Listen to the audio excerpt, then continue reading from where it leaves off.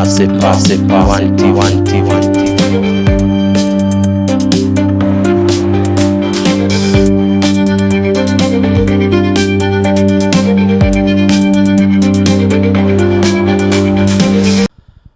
Bakunzi ba Masepa One TV turabasuhuje kandi tubifuriza no kugira ibihe byiza hirya no hino aho muherereye.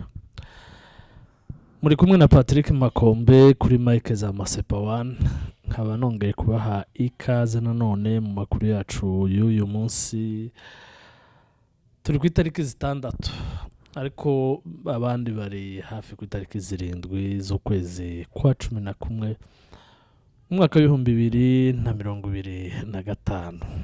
Nyine murabyumva ko turimo dusatira umusozo w'umwaka, tukaba rero tukomeje kubifuriza kuzawurangiza neza kandi no kuzagira amahirwe yo kuzabona umwaka mushamuhire.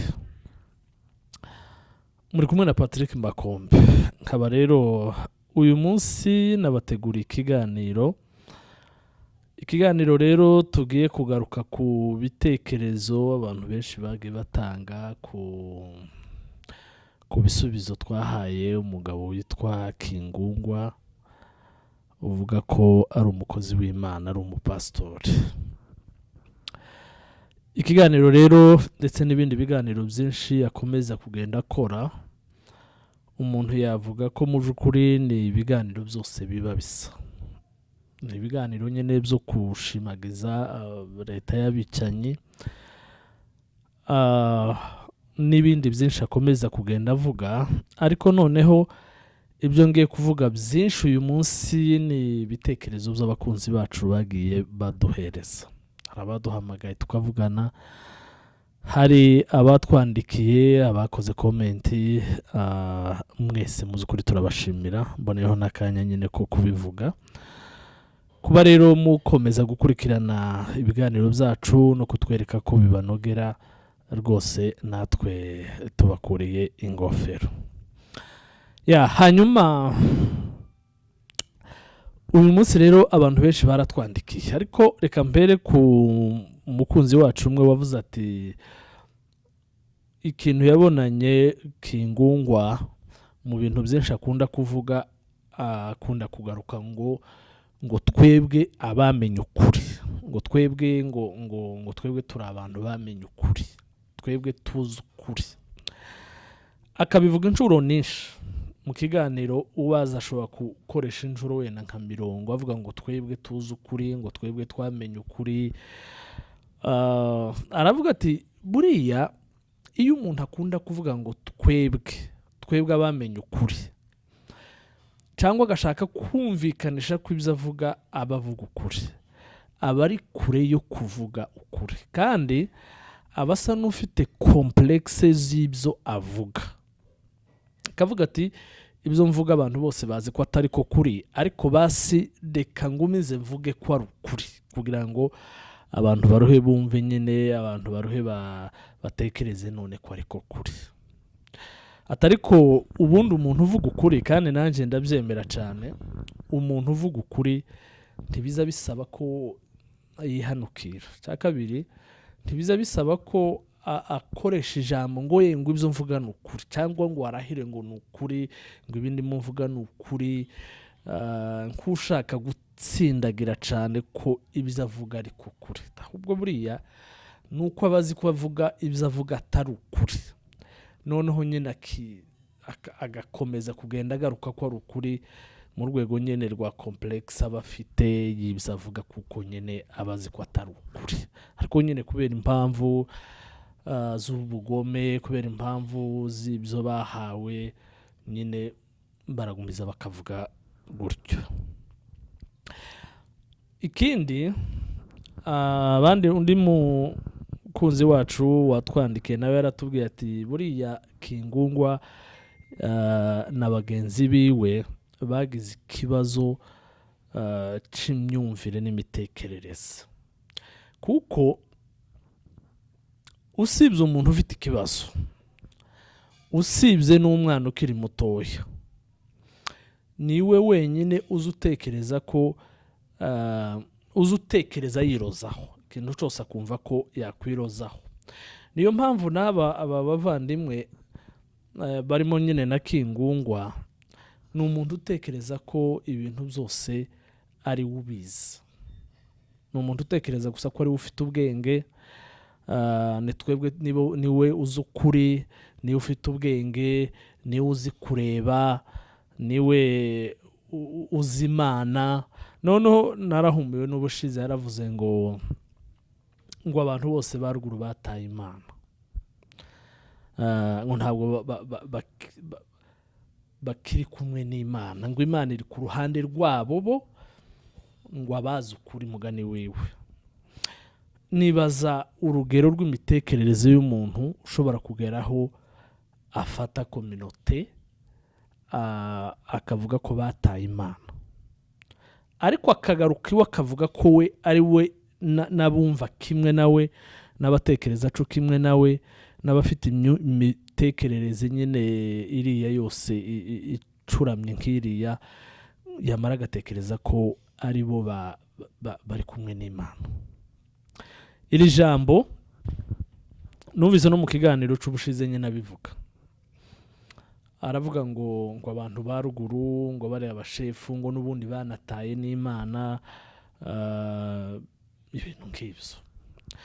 Ukibaza ngo umuntu w'umugabo yego witwa ko ari umukozi w'Imana apima ate ko abantu bataye Imana cyangwa abantu bakiri kumwe n'Imana?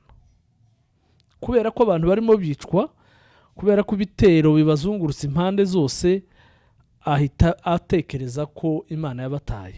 Ni ku bwenge bwiwe bwibwira umuntu w'umugabo ungana kuriya. Ibi ndabisanisha n'ijambo ry'Imana, ijambo ry'Imana kandi ariyo Bibiliya nawe avuga ko yemera. Iravuga ngo ntugacire mugenzi wawe urubanza, kuko nawe uzarucibwa. Iryo jambo nimba ibo batararimenya, nimba Kingungwa atararisoma, kugeraho acira ubwoko bwose ganono si umuntu, akabaciraho iteka ngo bataye Imana, ngo ntibazi Imana, ariko akagaruka iwe akavuga ko we ayizi kandi ari we wenyine gusa uri mukuri. Ni ibintu bitangaje cyane bidakwiriye kuvuga umuntu w'umugabo. Hari ikindi yavuze ngo nibo ngo twebwe abakeneye amahoro, mbese ibo nyene nibo bumva kuko bashaka amahoro, abandi badashaka amahoro. Buriya iyo umuntu avuga byinshi, umuntu ashobora kugeraho yibaza ngo ese uyu habivuga ni uruhinja, ni umugabo, wareba inshusho ukabona ni umugabo, ariko wumva ibyo arimo avuga ukibaza ngo ese uyu ni umugabo koko? Ninde muntu wamubwiye ko bari abantu bari muri kariya kangaratete bagahisemo? Ninde muntu wamubwiye ko abanyamurenge bari batuye muri iriya mihana yabo bahisemo kuyivamo? Umuntu wavuye mu mihana ye, umuntu wambuwe ibintu byiwe, kugeraho wifatikanya n'umwanzi ukageraho uvuga ko ari we muntu udashaka amahoro, ngira ngo ni uguta ubwenge. Wa mugani umuntu yavuga ko ari ugushinyagura, ariko harimo n'akantu ko guta ubwenge, kuko n'uwashinyagura nyine urashinyagura ukageraho ugeza, ariko gushinyagurira abantu bari muri iriya situation bakubwa impande zose, batagira ubwinyagamburiro, inzira zarafunzwe kandi abazifunze nibo babo nyine, nirwo ruhande rwa leta nabo bakorana, ariko warangiza ukavuga ngo bo ntibashaka amahoro. No guta ubwenge. Ikindi kandi yanavuze n'ejo bundi numvise nabigarukaho, yavuze ko ngo abanyarugabo ngo bakwiye gufungwa, ngo Azarias akwiye gufungwa, ati byihuta cyane bakwiye gufungwa, byihuta. Umuntu akaba yakwibaza ngo ese abarimo bakora ibyaha bose muri Kongo, umuntu yakwifuriza gufungwa, umuntu yahera kuri Rubegwa? umuntu yahera kuri Moise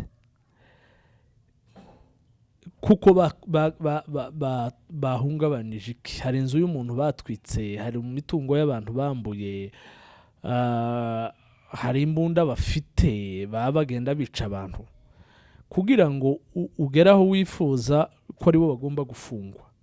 Mu gihe dufite bayakutumba bari hariya, bari muri leta, n'abakozi ba leta. Dufite babitakwira, n'abakozi ba leta, nibo baba bahamagarira abantu kwica abandi.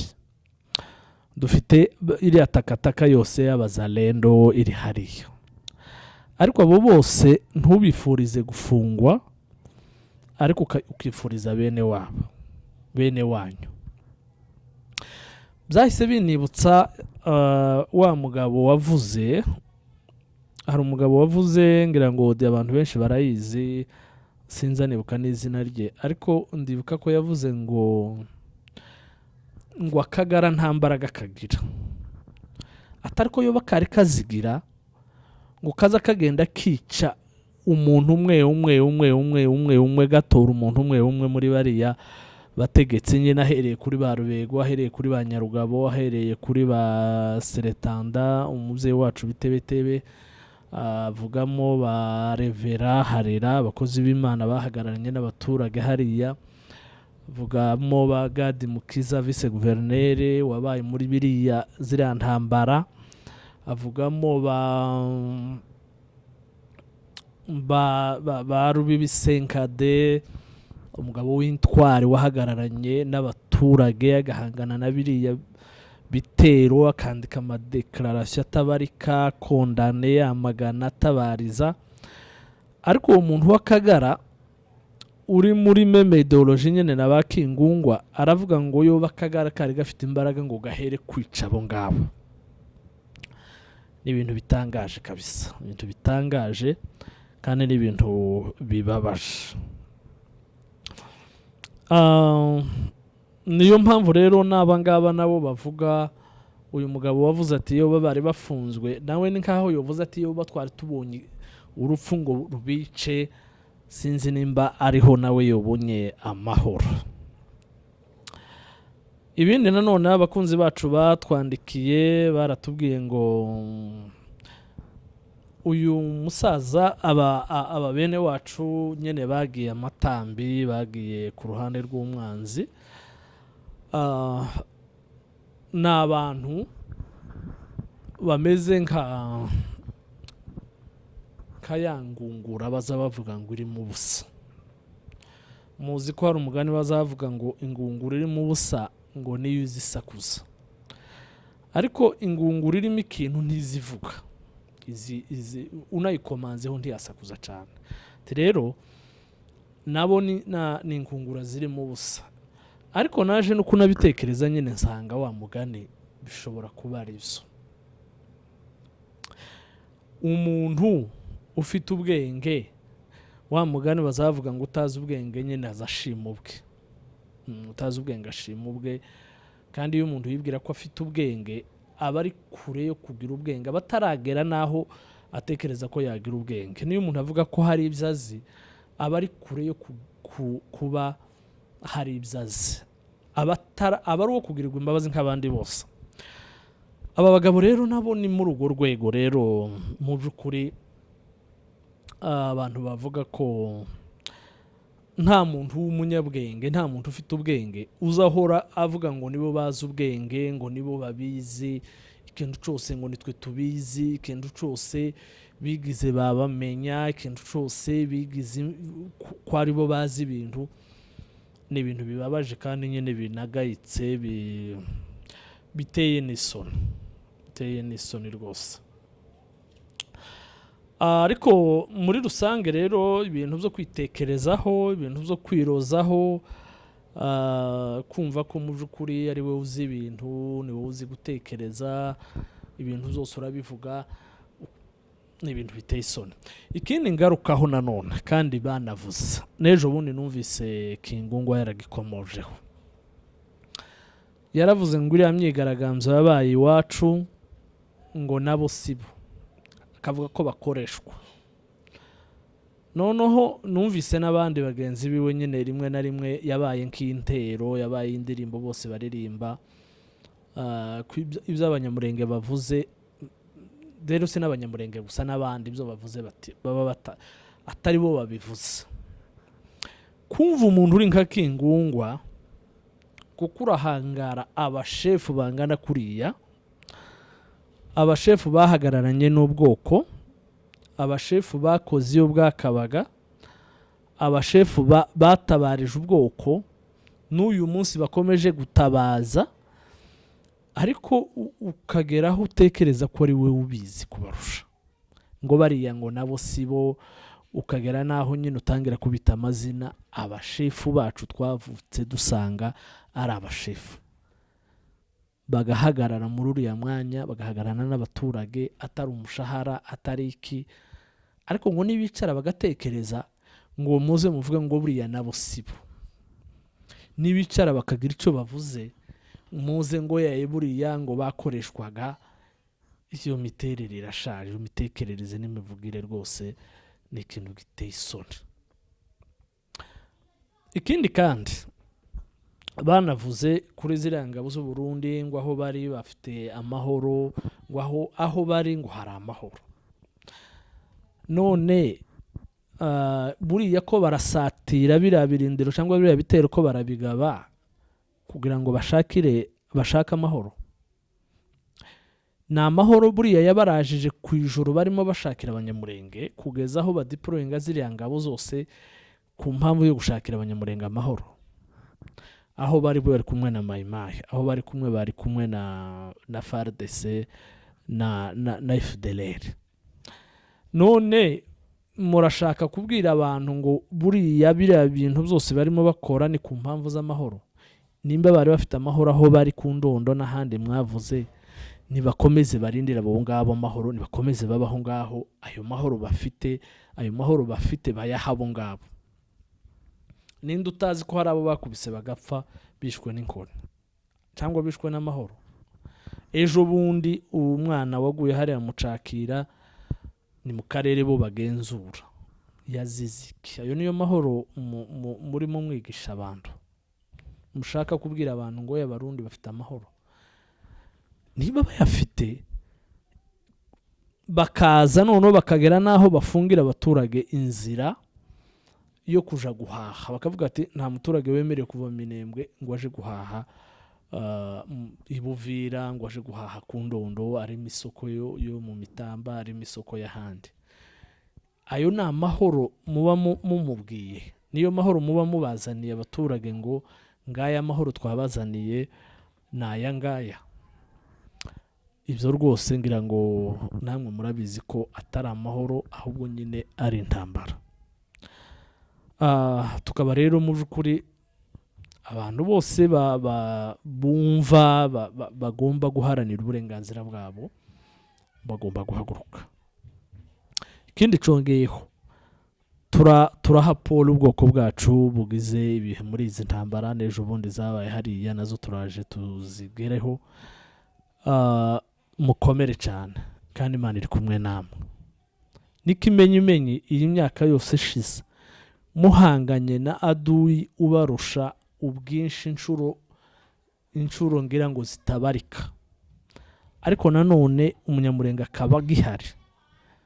Umunyamurenge wahereye ku 0, twirwaneho yahereye ku isani 0, ariko ubu nyine bakaba bamaze guhagarara bingana kuriya, bakaba bafite ariya ma ofisiye yose twaraye tubonye.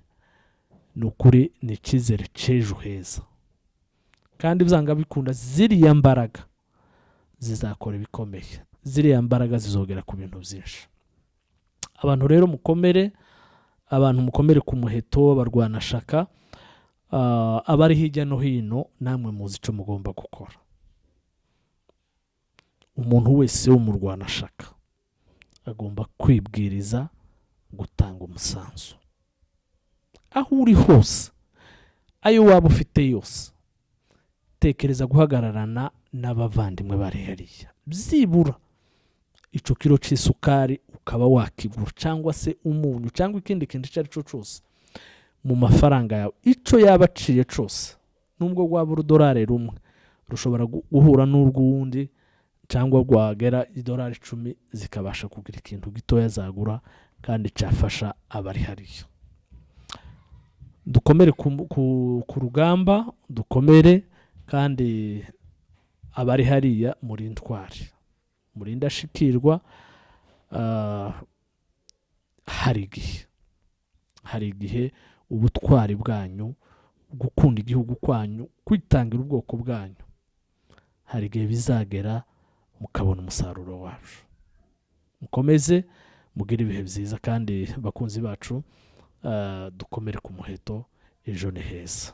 Mwari kumwe na Patrick Makombe.